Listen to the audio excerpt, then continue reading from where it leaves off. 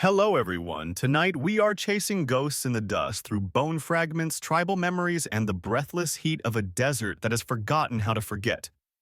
You're standing at the edge of three worlds, and under your boots, buried shallowly beneath sun-cracked stone, lies a skeleton so strange it launched three different civilizations into myth-making. You're going to hear stories about a dinosaur who was a fire-breathing spirit, a snowy death god, and a laughing trickster all at once. That's what happens when science shows up centuries too late.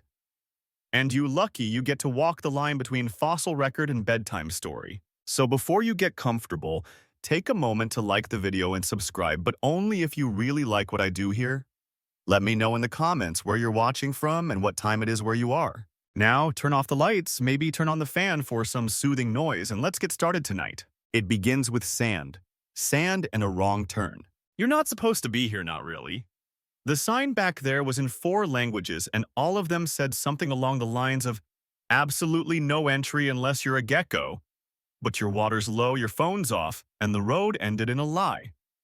So you keep walking, that's how you find the fossil. It's not obvious at first, just the cracked ridge of a weathered stone curling like a frozen wave. Then your eyes adjust to the contours. There's a skull, there's a limb twisted but intact, a spine half buried.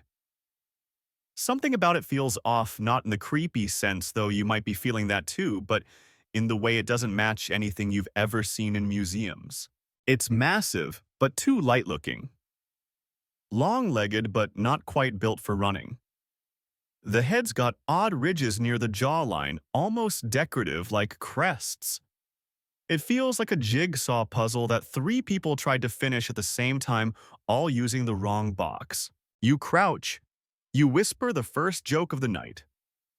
Well, that's not a cow. And suddenly, the wind changes. It howls low and mean, and you get the uneasy feeling that something's been watching you. Not something alive, maybe just something ancient. The kind of memory that doesn't forget being disturbed. You tell yourself it's the heat, but then you notice the ground. Someone or something was here before you. Not just scientists, there are markings in the rock. Old ones, like a child's drawing burned into the stone. 3 symbols. You can't quite explain how you know what they are. You just do. A feather wrapped in flame, a jagged tooth ringed with frost, and a squiggle that might be a mouth open wide with laughter lines dancing around it. You touch each one, and the wind dies down. A choice, maybe. Or a memory split into 3. Historians still debate whether these markings were language, art, or something in between. Most agree they weren't made with tools. Some say they were carved by hand with stone fingernails dipped in blood. Others think the desert itself pressed them into shape like it was tired of waiting for us to figure things out. But here's what's certain, these 3 symbols are older than the tribes that carried them. Somehow each group found this place.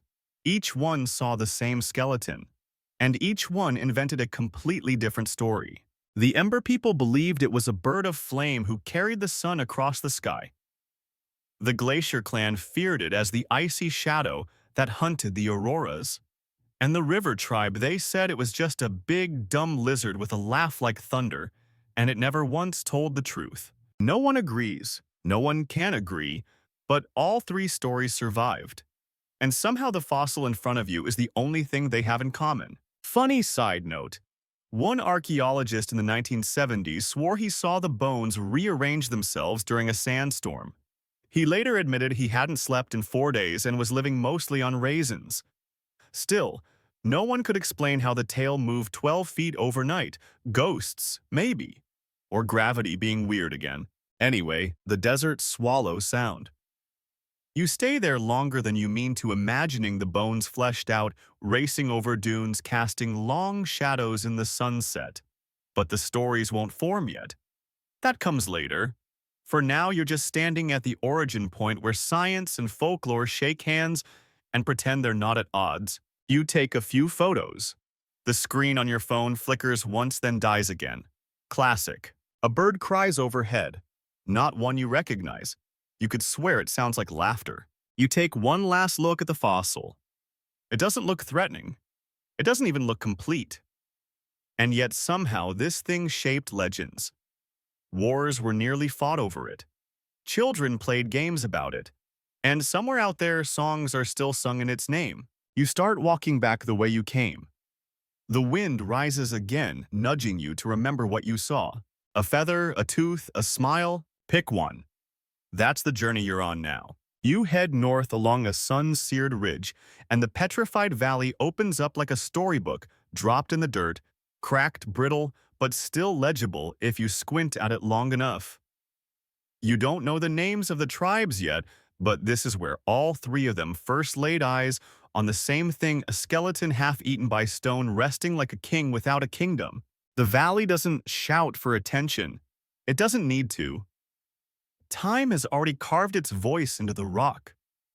Layers of mudstone ripple around ancient tree stumps like ripples in a frozen pond. And embedded in those layers, partly exposed, partly swallowed, are the tracks. Not just footprints, impressions. Something huge, yes, but careful. You trace the way they snake along the ravine's base, three toes pressed deep into stone, a dragging tail groove, and odd scuffs at regular intervals. Almost like the creature danced a little as it walked.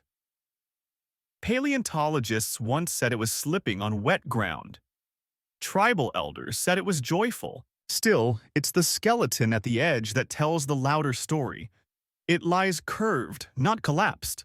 The neck tucked toward the ribs, the back legs stretched behind like it settled into rest but never got up. Its skull is intact. Wide eye sockets. A horn on the brow, one not two. A mouth with far too many teeth for a strict herbivore. And near the nasal bone, two strange ridges. No one's fully explained. Here's your historical fact. The fossil was first noted in 1884 by a Canadian geologist trying to map river erosion. He wrote in his field notes, something with a horn. Not bison, not moose. Possibly a devil. He meant it metaphorically. Probably. The weird part is the tribes didn't come because of the fossil. They were already here. All three cultures had seasonal migration routes that passed through this valley. No one can prove whether they found the bones at the same time or decades apart. What matters is that they all stopped. And stayed.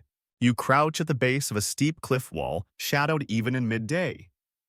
Here, the Ember people scratched the first outlines of what they believed they'd found, a massive creature with feathered wings and a flame bursting from its back. Not wings for flight, just wings for awe. They thought the bones were the remains of a spirit bird that guided the sun across the sky each day and carried souls across fire at night. Then 50 meters away, just behind a stone cairn shaped like a tusk, the Glacier clan left their mark.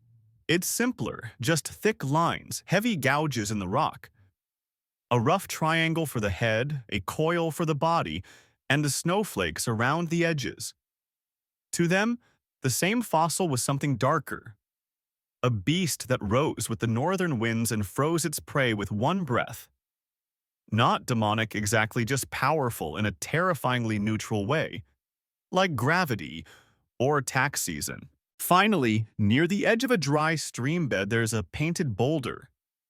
Bright ochre old pollen, some kind of waxy black substance. This one's river tribe territory, and the image is unmistakable. The creature drawn standing on its hind legs, mouth open, tongue curled in the universal symbol for laughing so hard it hurts. It's surrounded by human stick figures, some running, some doubled over. The story here was different. They said it was a trickster, not a god. A prankster so clever it once tricked a mammoth into walking off a cliff, then danced on the corpse. Historians still debate whether this artistic split means the cultures competed over the fossil or simply tolerated each other's stories. What's baffling is that none of them tried to destroy the other's symbols. If anything, they seem to add to them. Layers of glyphs overlap in strange harmony, like a jam session between three different mythologies. Odd fact. One anthropologist in the 1990s discovered that when you map the tribal symbols across the valley, they form a spiral, a perfect spiral winding inward toward the skeleton. When she presented it at a conference, someone in the audience shouted, "Alien beacon," and had to be removed. That part's funny. Less funny is that the spiral doesn't appear on any satellite images, only on paper maps drawn by hand. You stare out at the valley again, piecing together the moment. Imagine three children from three tribes barefoot, muddy, amazed, discovering the bones for the first time. None of them knows the word dinosaur, but each one feels the shape of a story inside the bones.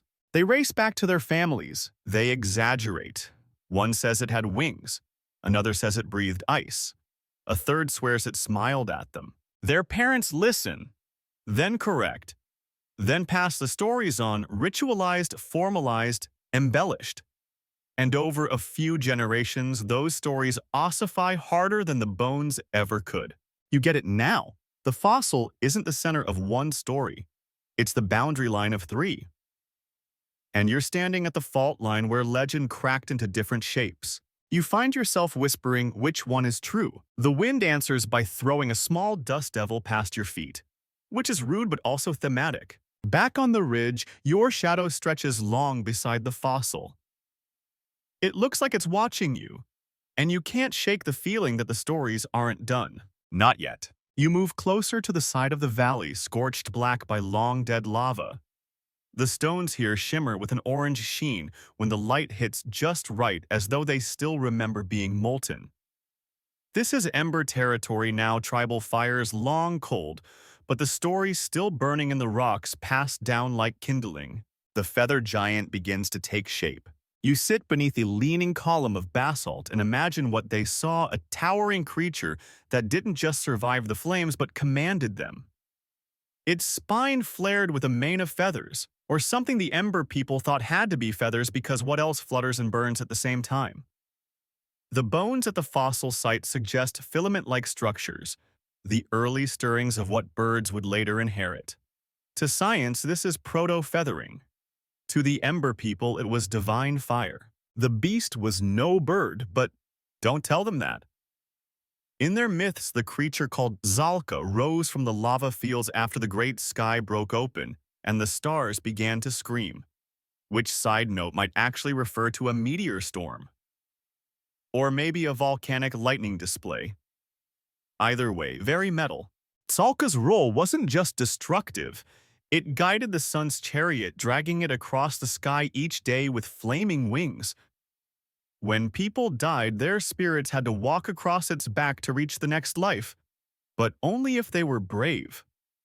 The cowardly fell between its spine bones and burned forever in the ash pits. So that's comforting. You're told the first ritual involved painting young warriors with crushed ember rock and sending them into the fire-ringed canyons to hear the beast's breath. Most came back covered in soot and lies. A few didn't come back at all, but the ones who survived told of voices in the wind and footprints that appeared where no one had walked. Historians still debate whether these rituals were religious trials or just elaborate puberty rites gone wildly off the rails. Some anthropologists suggest they were reenactments of ancient hunts.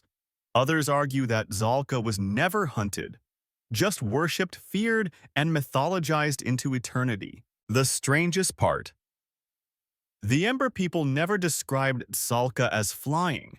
Despite the flaming feather imagery, it was always a grounded creature, but one that never touched the earth. They said it floated just above the ground, leaving no footprints, only melted stone in its wake. You blink at that, because up near the petrified ridge there's a 10-foot swath of warped basalt, as if something heavy and hot once hovered there for hours. No tracks, just distortion. One geologist chalked it up to a quirk in the lava flow, which is a polite way of saying, "We have no idea what happened here, and we'd like to go home now." And here comes your odd fact of the day. In the 1950s, Someone found what they believed to be a ceremonial mask in one of the Ember Cave sites. When cleaned and reconstructed, it turned out to be a reshaped dinosaur skull fragment complete with holes drilled at the temples and fresh ochre staining. They wore the bones, not to pretend they were the beast, but to become it. Just for a moment, that's dedication. The cave walls tell more of the story. In red, orange, and charcoal black, you see the beast drawn again and again, long snout, flared limbs, a back lined with sharp feathers or flames depending on the painter. Sometimes it's rearing up to face the sun. Sometimes it's curled around a funeral pyre. One depiction shows it standing in front of a group of children seemingly laughing. That one's controversial. The smile could be ceremonial or sarcastic. You sit with the image a while chewing on a granola bar that's mostly air and regret. You think about what kind of creature could have inspired all this. A dinosaur, yes, but not a monstrous one. Something in between. Something strange and theatrical. Not the biggest, not the smartest, just the most unforgettable. You try to picture the Ember Elders sitting in firelight spinning the tail. It looked like a bird but wasn't. It had fire on its back but didn't burn. It walked like a god and died like a star. There's something poetic in that. You almost don't want to dig up the rest of the skeleton. Almost. Suddenly, a breeze kicks up hot but with a dry whisper threaded through it. You turn. Nothing's there, but the ash by your feet is swirling into patterns. Not random, almost like glyphs. 3 loops, 1 long curve, a sharp edge. It's not Ember script. It's not any script. But it's trying to say something. You decide it's best not to guess out loud. Not here. Remember when we talked about callbacks? Good. Because this is one, back in section 1, you saw a symbol carved into stone, a feather wrapped in flame. You're starting to understand why that stuck. It wasn't just an image, it was a warning. Or a tribute, or both. You gather your gear. Ash clings to your sleeves. You don't brush it off. One more thing. If Tzalka truly was a myth, built from the bones of an actual dinosaur, then its memory outlived the beast by tens of thousands of years. That's the closest any reptile ever got to immortality, and now it's not alone. 2 other tribes saw the same bones and told completely different stories. We'll hear from the Glacier clan next. Don't forget your coat. The heat doesn't follow you uphill. The terrain shifts sharply, ashen orange fades to granite gray, and the breeze picks up an icy bite. You're not even halfway to the Glacier clan's sacred ground, and already you feel like you've walked from summer into February. It's not truly cold, of course. Just cold enough to whisper that something once ruled here with frost in its lungs. The Glacier clan called it Ulthok, the cold god. And if you believe their stories, and tonight, let's agree that belief is part of the experience, Ulthok was the predator that haunted the White Voids, a creature whose footsteps froze rivers and whose voice shattered trees. You step between 2 massive standing stones positioned like tusks pointing to the horizon. On cue, the wind slaps your face with a gust, sharp enough to cut through your hoodie. This is where they believed it waited. Not buried. Not dead. Just sleeping. Funny how the same fossil that gave the Ember people a firebird gave the Glacier clan a snow demon. But here's your first historical anchor. There's a geological fault here that produces frequent frost heave patterns even in warmer seasons. It looks like something enormous clawed at the rocks from below. Early anthropologists chalk this up to normal expansion and contraction cycles. The Glacier people saw claw marks and built their myths around what made them. According to their oldest chants, Ulthok descended from the mountain shadows once every blood moon to judge whether the world deserved to continue. It wasn't malevolent, just deeply unimpressed. Which honestly is a mood. The bones, they said, weren't its grave, they were its gift. A single molt. A discarded shape from a former cycle. Something it had outgrown before becoming what it was now, invisible eternal cold. You find carvings not in bright paints but in incisions etched with ice-tempered flint. The beast is depicted as horned, hunched, and long, its tail stretching like a river, its head bearing a crest that glows with etched snowflakes. There are no flames, no feathers, but the same ridges above the nasal bone are emphasized in every carving. Only now they're spikes. Ice thorns, some elders called them. They said Ulthok could strike you from across a frozen lake with a single breath just by focusing its frozen roar. Historians still debate whether this was a poetic way of describing glacial winds, or if the tribe had observed acoustic phenomena caused by natural ice fissures. One researcher insisted the glacier clan's roar referred to cryoseismic activity, basically ice quakes, loud enough to sound like an animal, loud enough to be feared. Another suggested the story came from the sound of the wind passing through the skull. That's right, when wind blows across the exposed nasal ridges of the fossil, it creates a harmonic wail, like a flute designed by someone who's mad at you. There's a ritual cave up the ridge. Inside it, under careful snow-smooth stone, lies an altar shaped like a curled beast. Behind it, a painting of Ulthok rendered not in motion but still looming, watching. The Glacier clan never imagined it as fast. They imagined it as inevitable. Odd fact of the night, in the 1930s, a local prospector tried to steal part of the skull from this site. The story goes that he made it 15 miles before being found frozen to death, in his truck keys still in the ignition map circled around glacier territory. Now look. His heater may have failed, or he may have run out of gas. But glacier elders claimed Ulthok was simply correcting a debt. They were very chill about it, pun fully intended. You study the artwork and notice something odd. The bones are always shown partially submerged. In every glacier depiction, Ulthok is not walking on the land, it's rising from beneath it. Maybe that's how they reconciled the presence of ancient fossils with the idea of a living god.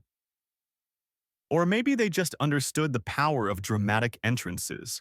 You touch one of the old incisions so deep it's like the rock remembers the flint blade.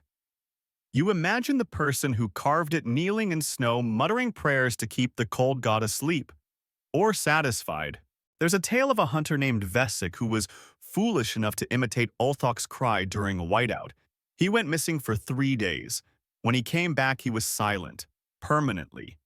Not mute, just refused to speak, ever again. He carried frostbite across half his face and claimed through writing only that he had met the god, and that it had been very polite. That somehow makes it worse. You laugh, softly, nervously. The wind carries the sound and throws it back at you colder. You stop laughing. Here's something else that doesn't get enough attention. The Glacier clan kept building things around the fossil. Stone barriers, wine channels, high cairns designed to focus moonlight. They weren't just preserving Ulthok, they were enhancing it. As if they believed their cold god had left a radio behind and they were trying to tune it back in. And somewhere between madness and engineering, it kind of worked. Some of the skull ridges function like sound traps. Others reflect light in weird ways. During full moons, the shadows cast by the bones make the creature look upright, just for a moment. You sit on a rock now colder than it should be. You look back at the ridge and you think about how the same fossil was in another valley. A firebird of rebirth. And here, it's a god of judgment and frost. The bones haven't changed, but the eyes that saw them did. It's almost like the beast was never one thing at all. It just wore whatever story people needed it to. Time to head back down, back to warmth, back to color, back to the next detail. Because there's one more tribe who remembered the dinosaur. And they thought it was funny. By now, your boots are dusted in ash and snow residue, but the trail downhill pulls you into something different, entirely green. You hadn't expected that, not here. But the terrain softens, and with it the mood. You're entering the territory of the river tribe, and if the Ember people mythologized the beast into fire, and the Glacier clan turned it into frostbite, and Silence the river folk took one look at the same bones and laughed. Not mockery, not irreverence, but joy, mischief. A dinosaur who played pranks, pulled stunts, and once stole a canoe just to see if it could paddle. Welcome to Zuni the Laughing Killer. You cross a dry riverbed that only runs during the wet season, according to the locals anyway, and the stones below you have been painted with spirals, waves, and big open mouths full of teeth. Unlike the stylized carvings of the other two tribes, river art is full of movement. The beast is always running, leaping, lunging, often mid-prank. In one mural, it's standing on two legs, tail curled for balance as it pushes a pile of stones off a cliff. Beneath the cliff, a very surprised-looking mammoth. The tribal elders say Zuni's laugh could be heard echoing through the forest before it struck. If you heard it, you ran. Not out of fear, but because getting caught meant you'd end up as the joke. And here's the thing. They loved this creature, revered it, yes, but also roasted it. Their oral traditions are packed with stories where Zuni loses track of its tail, chokes on a bird, or gets outsmarted by a turtle. Somehow this thing that could easily crush a hut was turned into a walking sitcom. Odd fact of the day, linguists who studied river dialects found that their word for lie, their word for story, and their word for Zuni all share the same root. That tells you everything, doesn't it? But the comedy doesn't hide the danger. The bones still inspired awe. The stories describe Zuni's claws as long as fishing spears and its teeth so sharp they could divide moonlight. Even its footprints, still visible in the riverbed mudstone, are shaped in a way that suggests serious grip. This wasn't a gentle animal. But the river people didn't fear it like the others. They respected it like you respect a clever uncle with a slingshot and too much free time. You step beneath a low-hanging canopy of branches, and there it is, the laughing stone. A naturally smooth boulder with deep grooves carved to resemble a wide-open mouth, tongue out, eyes closed in glee. Local legend says Zuni tripped on that very rock mid-hunt, got a snout full of mud, and never lived it down.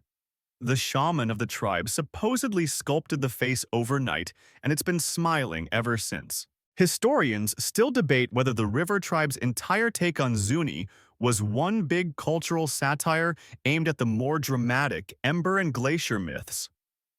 A few scholars suggest that river people knew it was just a dinosaur and chose laughter as their rebellion against fear.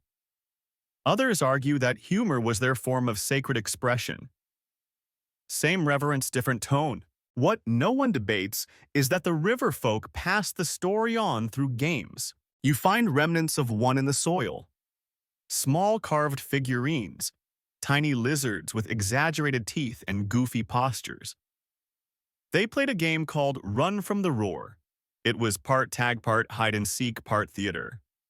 One kid would do their best Zuni laugh, apparently involving a lot of snorting, and the others had to scatter before being tricked.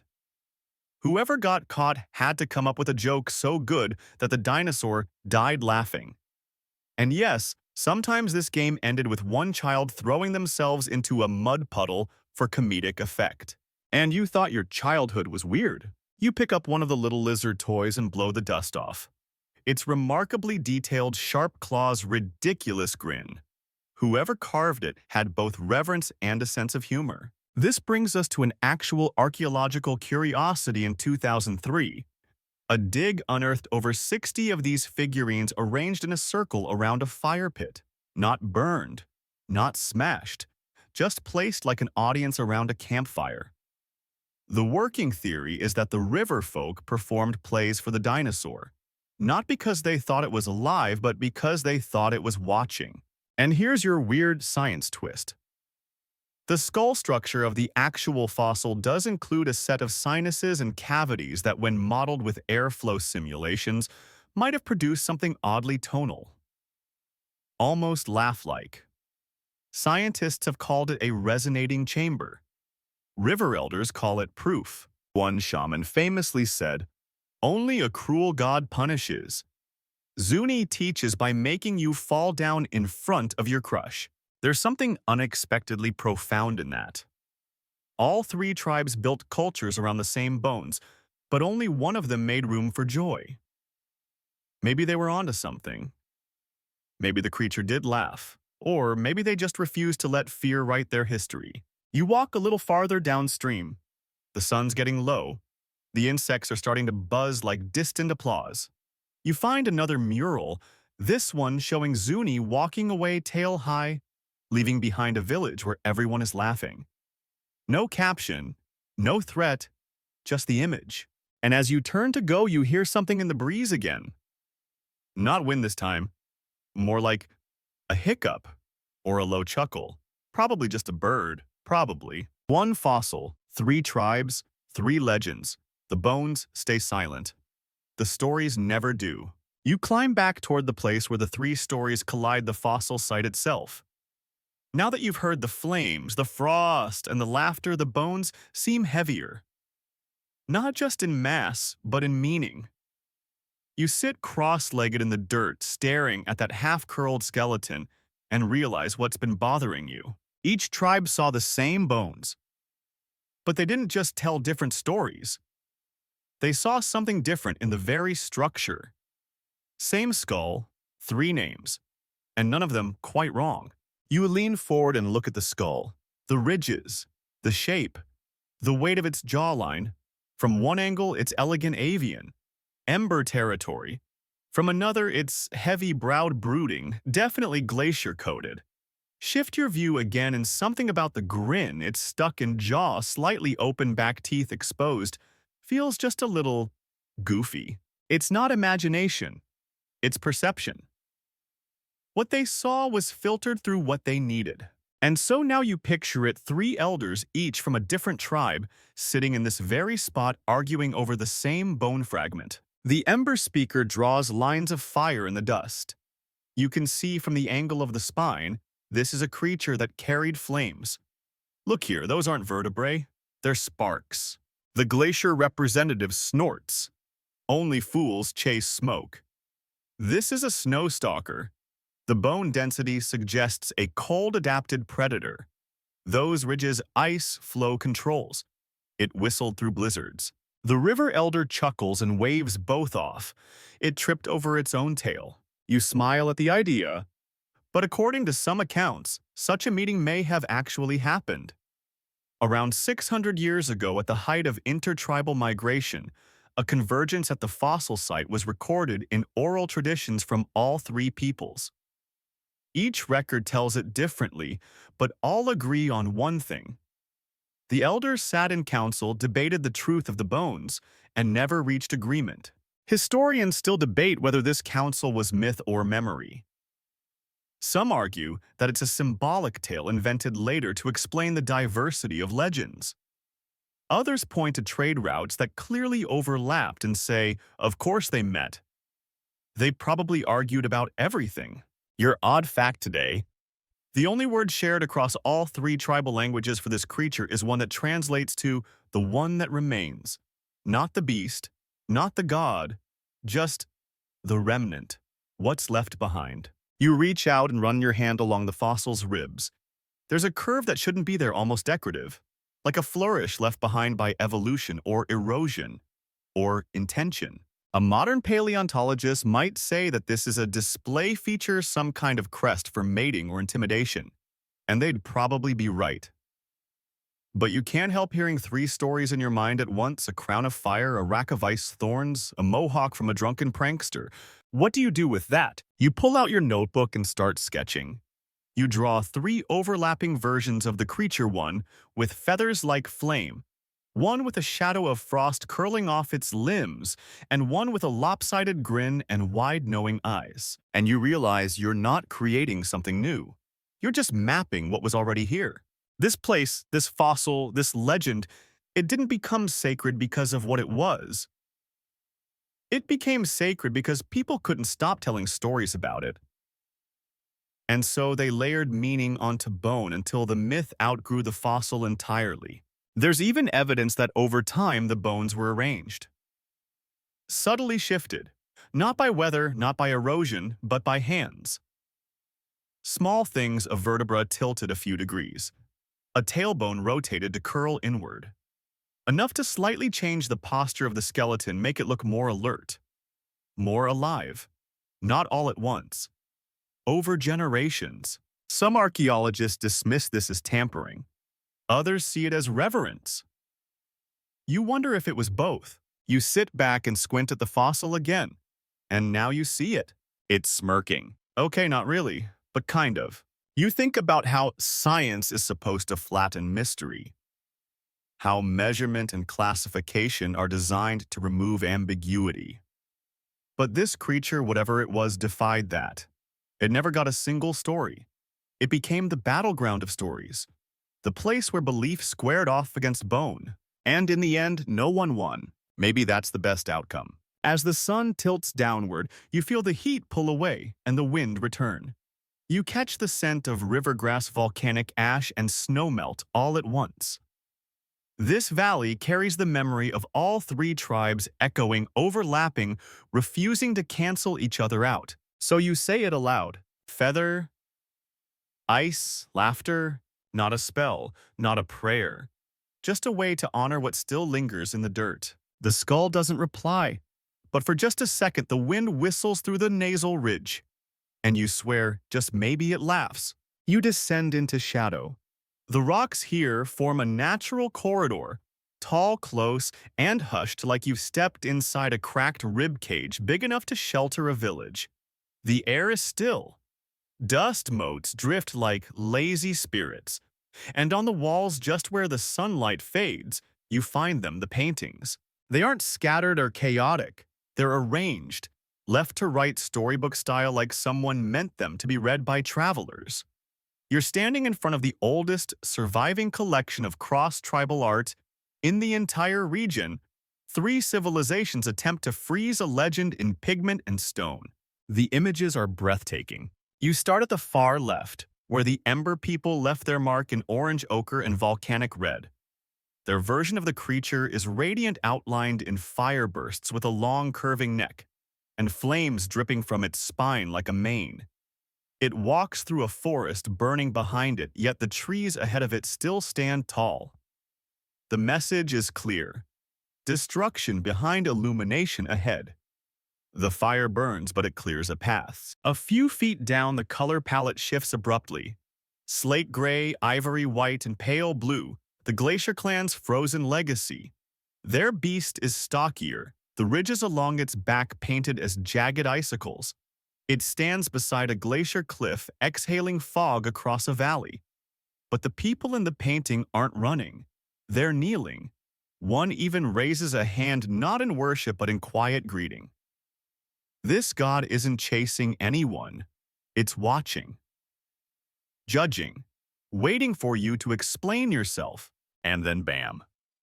The mood whiplash hits. The River Tribe's panel explodes with muddy yellows, forest greens, and bold cartoonish outlines. Their version of the dinosaur has big eyes, a too long tongue, and limbs caught mid-motion like it's dancing. In one scene, it's hiding behind a tree, in another it's slapping a fish out of someone's hand. A final frame shows the creature and a human sitting together, both laughing under a stylized sun. You swear the dinosaur is winking. You back up a little and take in the full mural. 3 beasts, 3 truths, 1 skeleton. Historians still debate whether this wall was made collaboratively or layered over time. The pigment analyses are inconclusive. Some strokes overlap, others respectfully avoid each other's edges. There's no sign of conflict, no defacement, no graffiti, just coexistence. Like 3 neighbors who all agreed not to argue on the shared fence. Odd fact, one section of the river painting features a small glyph just 4 lines inside a square. For decades, no one knew what it meant, until someone realized it matched a known river word for listen. Not look, listen. As if they were trying to say this wall isn't just a story. It's a conversation. You move closer and touch the edge where fire meets frost. The pigments are surprisingly intact. Some scientists believe the cave walls emit trace minerals that preserve organic color. Others say it's just luck. A few of the river elders say it's because the beast never left and that it keeps its stories fresh. You laugh at that, but only a little, because you've been here long enough now to wonder if maybe the land does remember. Not in some magical sense, just like an echo chamber. Something you can still hear if you shut up long enough. Then, just to be dramatic, you do. You hold your breath, close your eyes, and you swear, just for a heartbeat, you feel something shuffle beside you. Not a breeze, not a quake, just the sense that someone very old and very opinionated is peeking over your shoulder, checking your reaction to the wall. You open your eyes. Still alone, but now you notice a set of handprints beneath the mural, one from each tribe pressed into soft clay centuries ago. Ember charred red, glacier pale gray, river yellow-brown with a smudge that looks suspiciously like someone sneezed while painting. No names, no borders, just hands. Maybe this was the closest they ever came to agreement. Not on what the beast was, but on the fact that it mattered. Enough to carve, enough to argue about for generations. And let's be real. What better sign of reverence is there than starting a 1,000-year disagreement over something you all love too much to define? You step back into the light. It's dusk now. The valley glows gold for just a moment, catching the mural behind you in a final flickering beam. You snap a photo you know won't capture the feeling. You do it anyway. As you walk away, you realize you haven't thought of the creature as just a dinosaur in a while. You're not even sure what to call it anymore. Fire spirit, snow demon, laughing lizard, a living memory made of teeth and metaphor. Whatever it was, it's watching you now through layers of paint and time. And somehow it's still smiling. You follow a winding path worn deep into the earth by centuries of bare feet and wandering hearts. The air is softer here, tinged with damp leaves and the sharp scent of crushed moss. You're heading toward what was once a place of laughter, panic, and very, very loud storytelling. Because long before archaeologists argued over the bones, children turned the beast into a game. They called it Run from the Roar. You reach a clearing marked with smooth stones, arranged in concentric circles. Some stacked, some toppled, most scrawled with faded symbols or smudged paint. This was their playground. Their proving ground, their theater. And the central character was the same fossilized dinosaur you've been tracing all along. You try to picture it, a gathering of kids from different tribes, each taught a different version of the same creature. Yet when the sun was out and the elders were occupied, the borders dissolved, language barriers softened, and the stories collided. One child would let out a shriek, part ember scream, part river chuckle, part glacier moan, and that was the signal. The roar. Then came the running. The rules were simple, everyone scattered. If you were caught, you became the roar for the next round. But getting caught wasn't defeat. It meant you had to tell a story. Something wild, something ridiculous, something with claws and feathers, and probably an avalanche or a lightning bolt thrown in for flavor. The kids didn't just play tag, they performed. You crouch and examine a flat stone at the center. Faint carvings still visible. A dinosaur, sort of. It has mismatched horns, too many toes, and what appears to be a balloon tied to its tail. Maybe it was meant to be a flame, or a snowflake, or just a balloon. Either way, it's perfect. Odd fact of the day, some of the earliest fragments of tribal poetry discovered in this region are believed to have originated from this game. Turns out the losers of Run from the Roar often became the village's unofficial songwriters. The verses were silly at first, but over time they wove into the larger legends preserved as ritual chants. So yeah, tag evolved into scripture. Historians still debate whether the game was invented by children or handed down from the elders. Some anthropologists think the structured chaos mimics early rites of passage. Others argue that kids left unsupervised near a massive skeleton will always invent something halfway between terror and comedy. Either way, the fact remains every known generation of these three tribes passed on a version of the game. You look up at the trees lining the clearing. Each one has subtle cuts and dents near the base marks from small hands, maybe sharpening sticks or scratching symbols. A few still hold long dead ribbons of plant fiber, decorations, team colors, or just abandoned pretend reins for riding the invisible beast. There's something wonderful about imagining children turning fear into fun, fire into a chase, ice into a dare, laughter into a weapon against boredom. One river tale describes a child who claimed to have actually seen the creature during the game, watching from the tree line grinning. No one believed him, except his grandmother, who quietly slipped him an extra bowl of stew and said, "If it laughed, it liked you." There's something else at work here, though. You realize that as you pace the perimeter, this game wasn't just about the beast. It was about how the beast changed depending on who became it. An ember kid would stomp and flare their arms like wings shrieking Zalka comes, and the others would pretend the trees caught fire. A glacier kid would creep silently, arm stiff, breath fogging in the air, whispering, "Ulthok is watching," and the players would freeze mid-run giggling through their pretend fear. A river kid would flail cackle trip on purpose and shout, "Zuni says your mom smells like wet fish." And then all bets were off. Same bones, different beast. Every time. And somehow, the act of pretending gave the legend oxygen. Kids don't care about taxonomic accuracy or radiocarbon dating.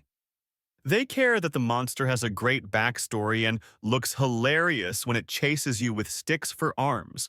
And let's be honest, you've probably learned more about the legend in this one dusty circle than from all the scholarly papers back in your backpack. Because here's the thing, when people play, they preserve. The beast became something more than a cautionary tale. It became a ritual in motion, a way to rehearse fear, to share wonder, to give kids a script that had been evolving for centuries and let them rewrite it in real time. Somewhere in the sky above, a hawk cries out. You pause and listen. It's not a roar, but it echoes through the clearing with just enough presence that if you were 10 years old and barefoot, it might send you bolting into the bushes. You smile. You think about running just for fun. The wind moves the leaves, and in their rustle you almost hear laughter. Not mocking, not cruel, just familiar. The game isn't played here anymore. Not officially. The tribes have moved on, scattered or integrated into the modern world. But now and then someone returns. A child with a backpack and a parent who remembers. A quick sprint, a shouted name, a shrieked "it's coming" before they vanish into the trees. And for a moment Zuni runs again. Or Zalka. Or Ulthok. Whoever it is this time, you move inland now, away from the worn stones and ancient playfields toward a part of the valley that feels sharper. The trees here are taller but lean, like they're listening. There's a path but barely. You duck beneath low-hanging branches, step over roots like knotted bones, and follow a ridgeline that seems to guide you forward with increasing urgency. You're looking for the story of the hunter. His name was Breck, or Vesic, or Doro, depending on the version you hear, but every tribe has a tale of one man who thought he could speak with the beast and found out the hard way that the beast was either very real or had one hell of a sense of timing. The Glacier clan remembers him as the Mimic. A solitary tracker with a flawless ear, Breck had a talent for imitating anything. The wind, the creak of frozen bark, the low woof of a stalking bear, and yes, the roar of Ulthok.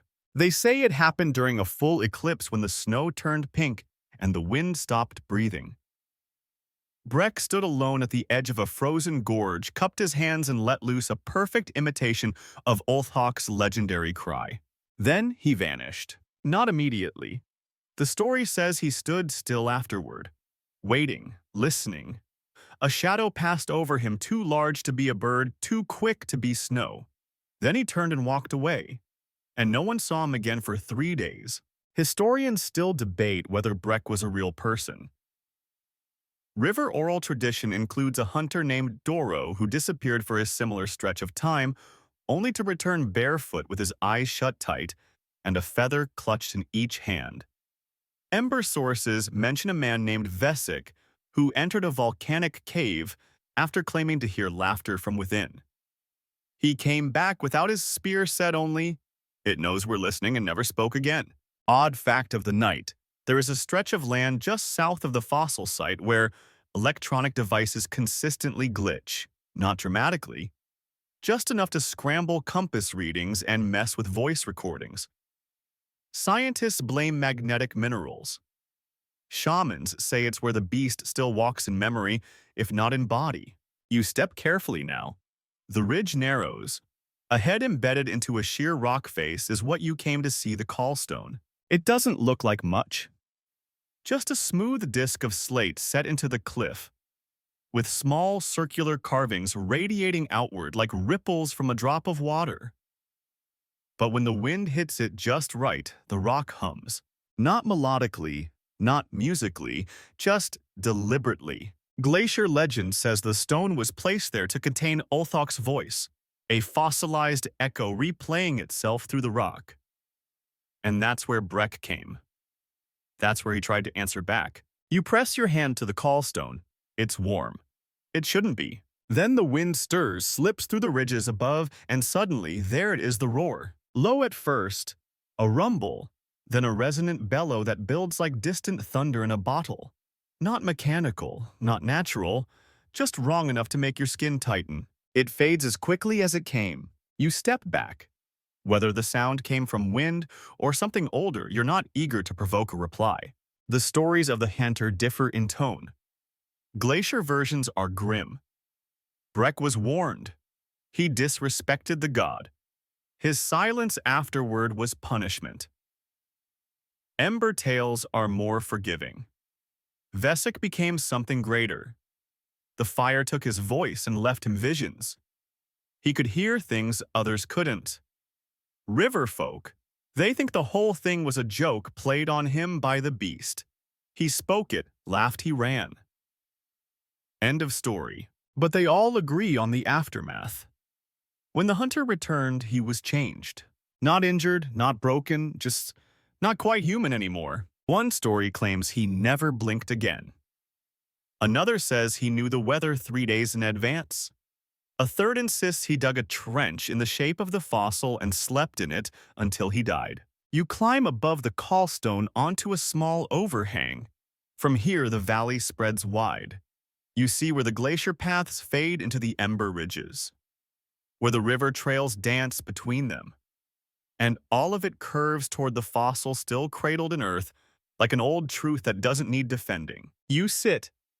You think about what drives someone to mimic the voice of a god or a dinosaur depending on your theology. Maybe it was ego, maybe curiosity, or maybe Breck or Vesic or Doro just wanted to hear the beast speak back. And maybe he did. The wind stirs again, but this time it doesn't roar.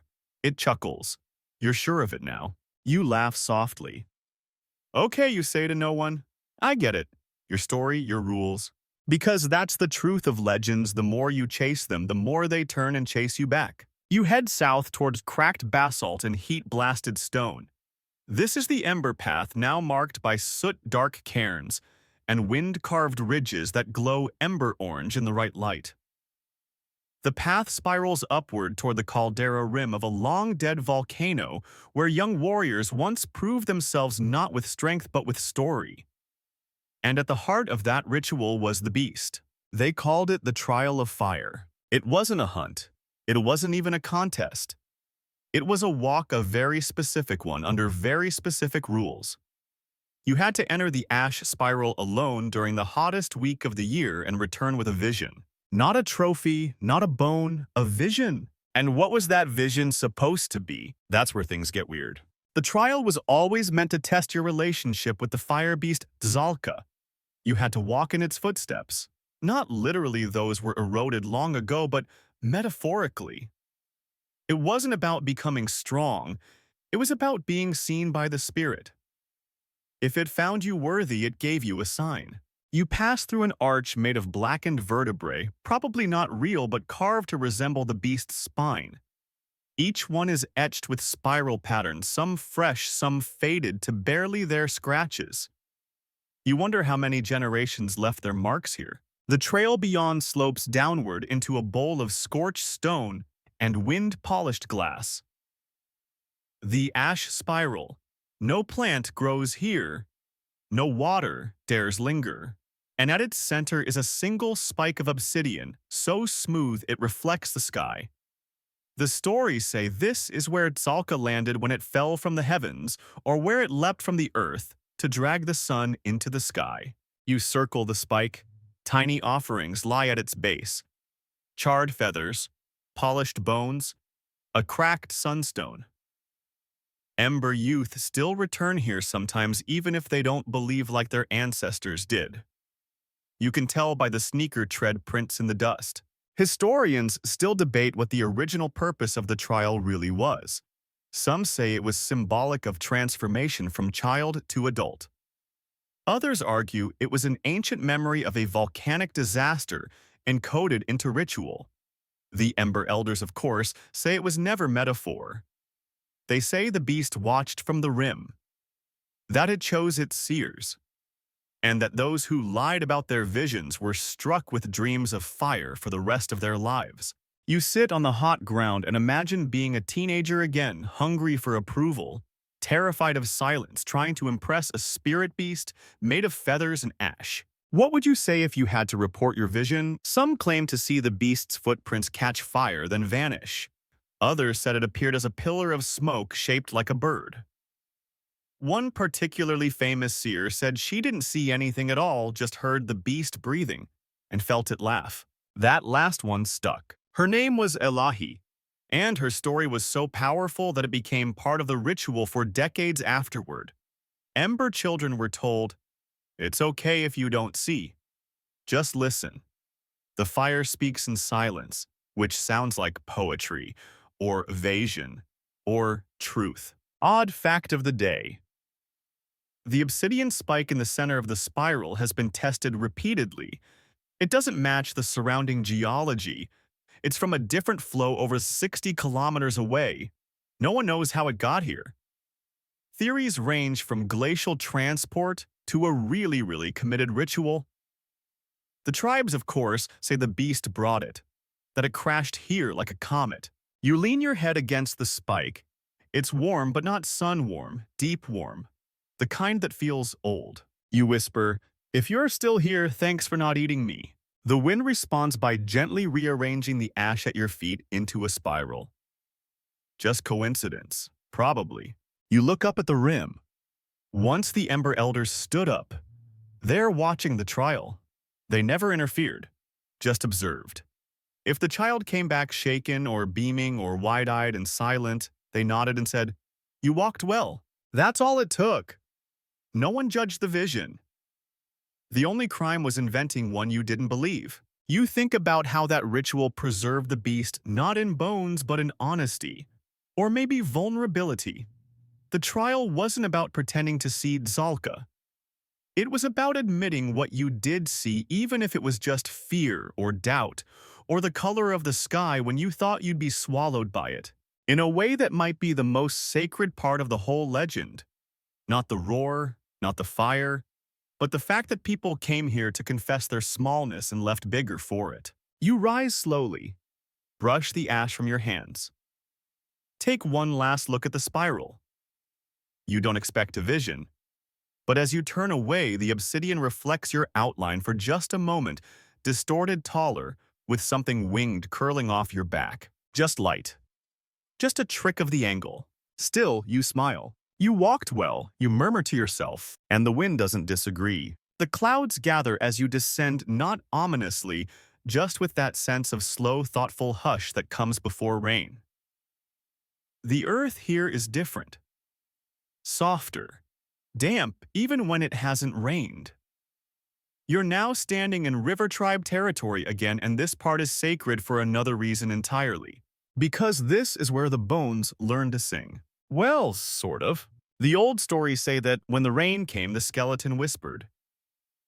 that if you stood quietly enough under the broadleaf canopy and listened between drops, the fossil would hum, chuckle, or mutter secrets. The river folk called it Sheila Sok, or the bones that remember the sky. You come upon a shallow grove surrounded by angled stone slabs. It doesn't look like much, just a depression in the ground lined with moss and broken rock.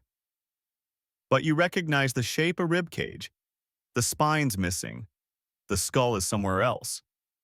But here the sound used to echo. You crouch. Wait. The first drops arrive slowly, irregularly. Then steadier, soft drumming on the canopy. Water collects along a curved rock that might have been a scapula. It trickles over a groove down the center and spills onto a slab below with a wet, hollow plink. Then another.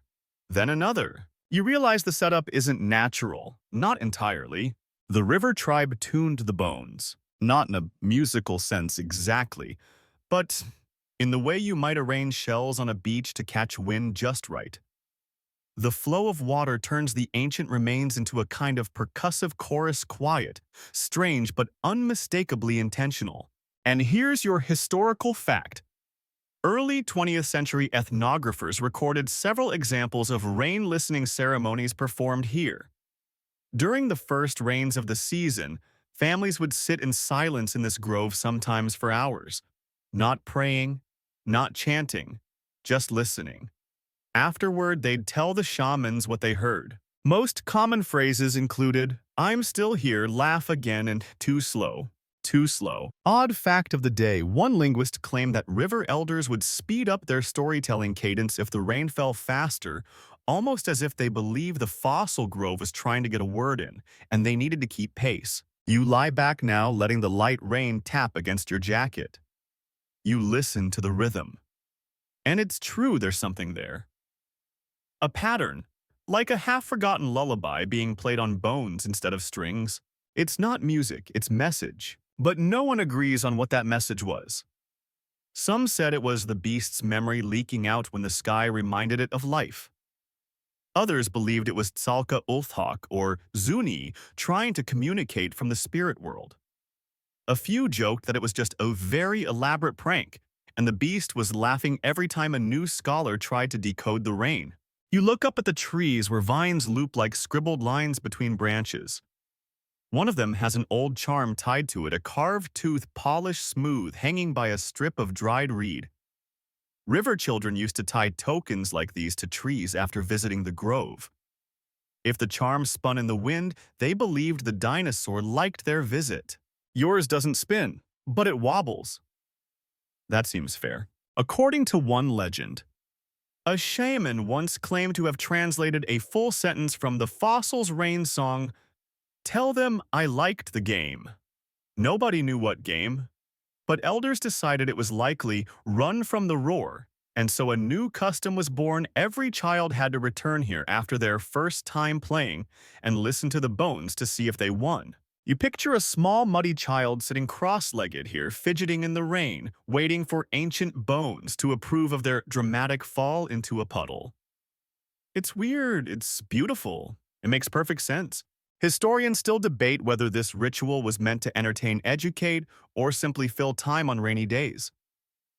Anthropologists agree that it fostered an extraordinary level of patience and focus in river youth. Modern scholars tried to reconstruct the original melody once using microphones and a 3D printed cast of the fossil's remains. The result?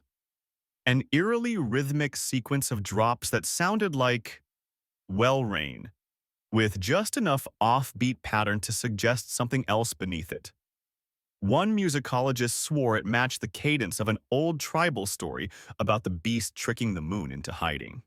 Of course, the recording went viral online, labeled "Rain That Sounds Like Laughing Dinosaur." The comments were a mix of awe, mockery, and someone demanding to know if it could be turned into a ringtone. You stretch your legs and sit up.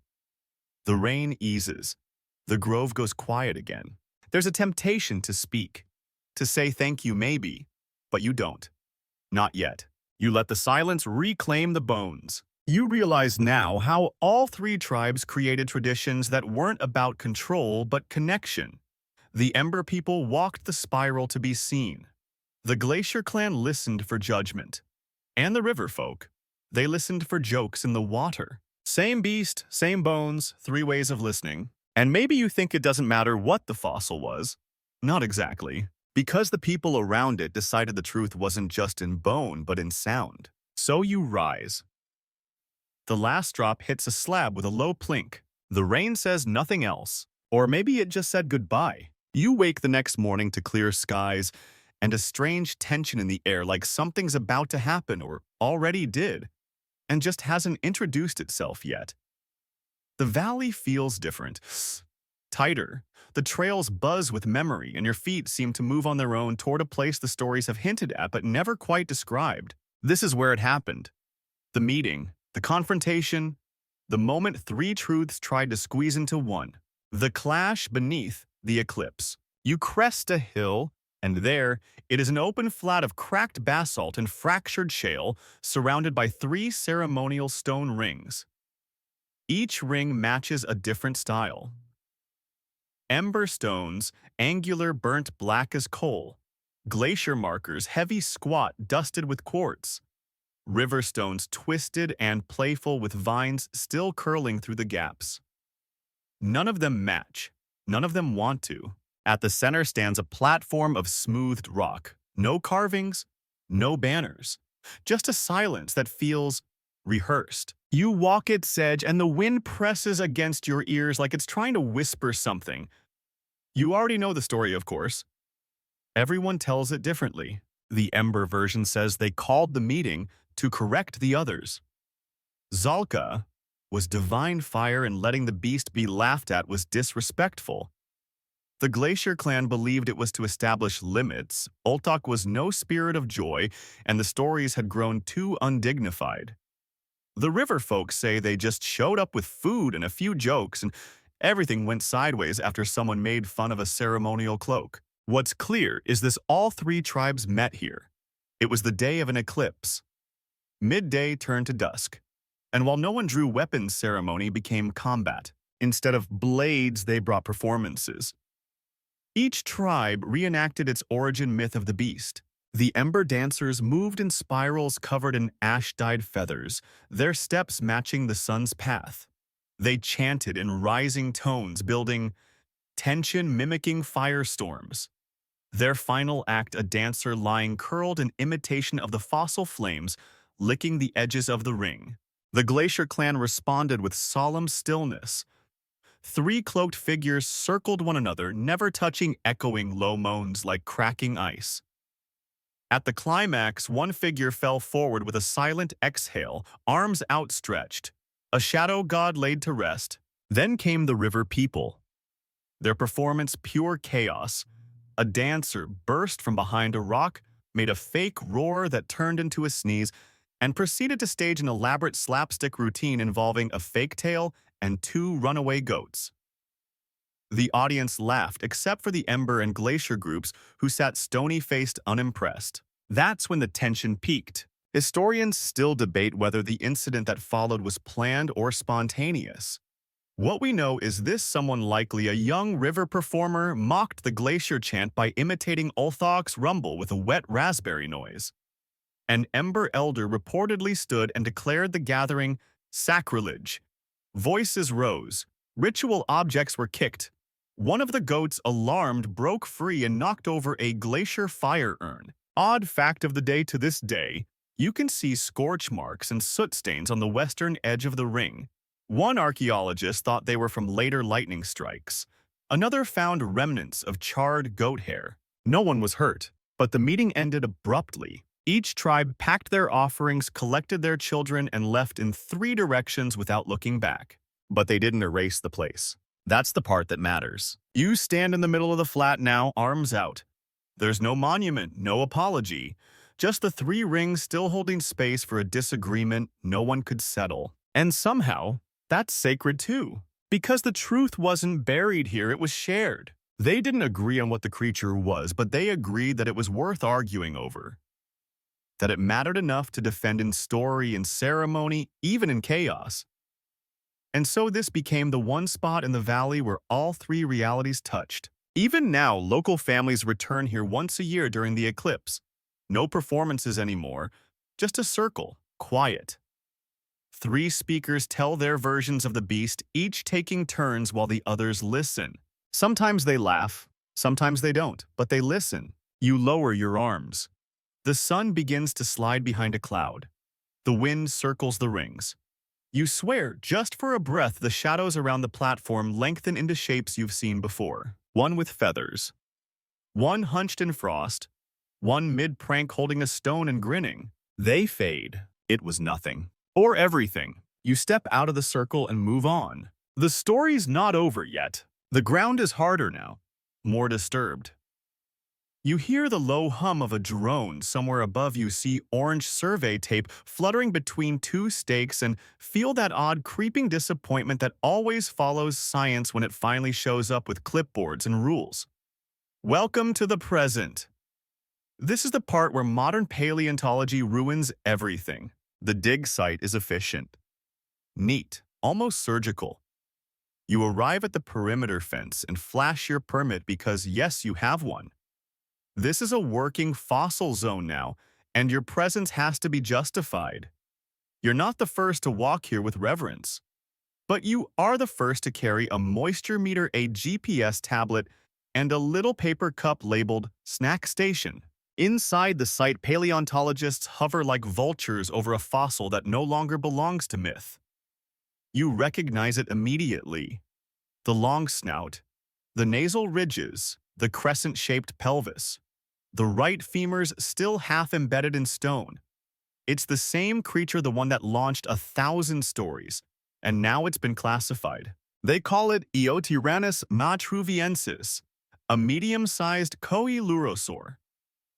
Early Cretaceous, close cousin of the tyrannosaurs, but likely feathered, possibly warm-blooded, definitely dead for over 120 million years. They pronounce the name like it solves something. The lead researcher shows you a digital model explaining that the creature probably stood 3 meters tall, ran on 2 legs, had modest predatory instincts, and here comes the fun part, might have used its nasal crests for vocal resonance. Could have made some really wild noises, she says, chuckling. Weird honks. Maybe even low-frequency rumbles. You nod slowly. Laughs. She pauses. Well, not technically. But it wouldn't be the strangest interpretation. She means it kindly, but the story is unraveling a bit. Here's your historical fact. The fossil was first officially catalogued just 20 years ago. Until then, it was simply listed as an unconfirmed theropod specimen. Once the bones were reconstructed and carbon dated, the field report started rewriting the valley's lore, one paper at a time. The Ember People's Firebird. Thermoregulation crests. The glacier. God cold-adapted plumage. The river trickster. Enlarged sinus cavities, creating unpredictable vocalizations. Suddenly, the mystery was solved. Historians still debate whether this kind of naming and classifying is a form of progress or erasure. Some argue that giving a fossil a taxonomic label doesn't kill its myth, it just gives it a skeleton. Others say it flattens the magic, turns a cultural touchstone into museum filler. Odd fact of the day, one of the first papers published about the fossil included a footnote that read, "Unusually diverse oral traditions seem to have preserved this specimen's memory across 3 distinct cultures. Possibly the longest-standing continuous folk narrative tied to a single dinosaur." That's academic language for this thing was kind of a legend. You wander the edge of the site and watch an intern carefully brushing dust from a claw. It's delicate work. Slow. You respect it. But you can't help thinking how different it feels from the Ember Spiral or the River Grove or the Glacier Shrine. This isn't about awe, it's about data. And while data matters, it's quiet in the wrong ways. You look back at the fossil and feel a little pang, because you know this creature never asked for its name to be Latin, never wanted its story cleaned up and boxed. It lived, it moved, it fell, and its bones got woven into the dreams of people who were desperate to explain the noise in the dark. The science doesn't kill that story, but it does sanitize it. You step outside the fence and sit beneath a marker post. You open your notebook and compare your notes: the child's toy from the river site, the volcanic spiral, the mimic hunter, the mural with the open mouth. And now this Eotyrannus matruviensis. It's all true. And none of it is. Because truth isn't always singular. Sometimes it splinters. Sometimes it sings. You remember the mural with the glyph for listen. You remember the rain that echoed through ribs. You remember a child laughing so hard they dropped their torch during the trial of fire. You whisper the names again. Salka, Ultok, Zuni. You add a fourth one now. Not Latin, not scientific, just yours. You close the notebook. The fossil isn't silent. Not yet. It's just learning a new language. And whether you're here with a brush or a drum or a joke, the creature is still listening. You're back on the trail now. Dust on your sleeves. Notebook in your bag. The wind at your back whispering something halfway between a sigh and a dare. The sky has settled into that golden calm just before evening, and ahead of you the valley opens wide, cradling the place where all the names once lived. This is where the story bends in two, because now the beast has a new name. One carved in syllables locked in bone. It's printed in textbooks, filed in databases, referenced in podcasts with Saurus tacked on for drama. Eotyrannus matruviensis, the dinosaur with the nasal ridges and the feathered tufts and the maybe laugh, maybe roar. But here's the thing. The tribes haven't let go. You stop near a trail sign, metal modern, slightly sun-bleached. There's a QR code on it linking to an official write-up of the fossil. You scan it. The page loads with neat bullet points. Size 3 meters tall. Era, early Cretaceous diet. Carnivorous, possibly opportunistic. Behavior, unknown. Cultural significance, documented in 3 separate oral traditions. The last line feels like an afterthought. It shouldn't, because further up the path you hear music, real music. You crest the hill and find a campfire, not ancient but not artificial either. Around it sit a dozen people of all ages. There's a soft drum rhythm, a low flute, and someone reading aloud in river dialect. You catch a few words: bone laughter, sky roar, tail like a question mark. You don't interrupt. You just listen. A young girl stands and performs a version of the old Run from the Roar game, only now it's stylized, choreographed. She pretends to stumble, winks at the beast, and makes a fart noise that sends the kids giggling. Some things don't need translation. Next comes an Ember Elder. She's quiet for a long moment. Then she places a flat black stone on the fire's edge and begins to hum. Her voice is low, steady, almost too soft to catch, but when the wind shifts, it carries her melody right into your chest.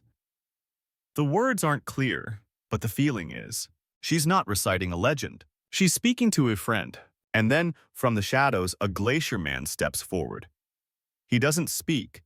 He just holds out his hand and lets the cold breeze pass through his fingers. Everyone falls still. A long pause. Then a single sentence. I heard it once. No one questions him. No one asks for proof. They all just nod. You're witnessing something science can't measure. Continuity without consensus. Respect without agreement. A dinosaur with 3 names, 4 versions, and no interest in picking one. Historians still debate whether this kind of storytelling is sustainable. Some say oral tradition fades too fast. Others argue that it's more flexible than written history, able to absorb change without losing heart. Odd fact of the night, a recent genetic analysis of modern bird species shows a surprising auditory range in several lineages. One researcher suggested that certain birds inherited a laughing call from distant theropod ancestors. The study didn't mention the valley. It didn't have to. You sit quietly at the edge of the firelight, letting the drum beats fold around you like a blanket. Someone hands you a carved token, a little wooden charm shaped like a lopsided dinosaur. Big eyes, feather tufts, smiling, you ask softly, "What's its name?" The answer comes from a boy no older than 7 who shrugs and says, "Whichever one it wants." You smile. The fossil has a scientific name now. Sure. It has a place in a museum, probably will for centuries. But in this valley, it still walks, still laughs, still judges, still burns, still plays tag. Because in the end, a dinosaur isn't just what we find in stone. It's what we make from it. And this one, it became memory. The trail fades behind you now. Not abruptly, just gently, like it's being pulled into shadow by something older than dusk. You're walking slower. The valley has done its work, and the beast, whoever it was, feels less like a mystery now, and more like an old neighbor you're about to leave behind. The bones are still out there scattered and watched and named. But what lingers isn't the fossil. It's what filled the space around it. You find yourself near the place where the 3 trails meet one last time. Not at the fossil itself, but at a patch of ground worn smooth by generations of steps. There's nothing special here. No markers, no carvings, just earth. But if you look carefully, you can see faint grooves barely their impressions where children ran in circles. Elders stood in silence, and once long ago a hunter waited to hear something more than wind. You sit. The sun dips low. The shadows stretch long.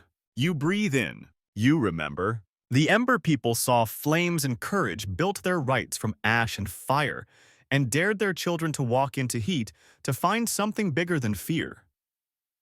The Glacier clan listened to silence, respected the power of pause, of presence. They didn't run, they knelt, they waited. They measured a god not by thunder, but by stillness. And the river folk, they turned the beast into a joke, a chase, a performance that always ended in laughter and mud and someone pretending to faint. 3 tribes. 1 fossil. None of them right. All of them true.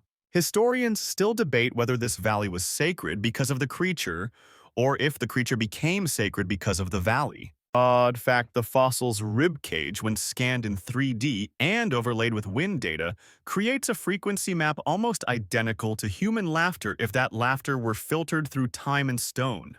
Coincidence? Maybe, maybe not. You close your eyes, and in the dark behind your eyelids, the beast rises. You don't see it clearly. You're not supposed to. But you feel it, the shape of something once massive, once warm, once feathered and frozen and feral and funny. It walks between shadows now, carrying every name it was ever given, every story, every call. It doesn't roar, it doesn't run, it simply remains. You open your eyes, the stars are out, the air is cool, and the valley at last is quiet. You stand, one last look back. The trail will still be here tomorrow, the story too. But tonight the beast belongs to everyone. To fire, to frost, to laughter, and now to you. The bones were always the same, one skeleton, one species, one ancient creature, but in a forgotten valley they became more than that. 3 tribes found the fossil at different times and gave it 3 names. Zalka, the Ember people's firebird, Ulthok, the Glacier clan's cold god, and Zuni, the river tribe's laughing lizard. From the same ridges and teeth, each culture drew something different. Fear, reverence, joy, and wrapped it in stories that lasted centuries longer than the dinosaur ever did. The creature was never hunted. It was never worshipped in the same way twice. But it was remembered. Children played games in its name. Elders built rituals to hear it breathe again. Some said it whispered when the rain hit its bones. Others heard it in the wind. Eventually, science arrived. The fossil was named, classified, and reconstructed. Eotyrannus matruviensis, a mid-sized theropod with proto-feathers and nasal ridges that might have created sound. Laughter, maybe. Roar, possibly. But something was lost in that Latin name, something sacred. Still, the stories didn't stop. To this day, the tribes remember the beast in songs, dances, and jokes. Not because it was dangerous, not because it was powerful, but because it gave them a mirror, each culture seeing what it needed. In the end, the dinosaur didn't vanish. It became memory, and memory is louder than bone.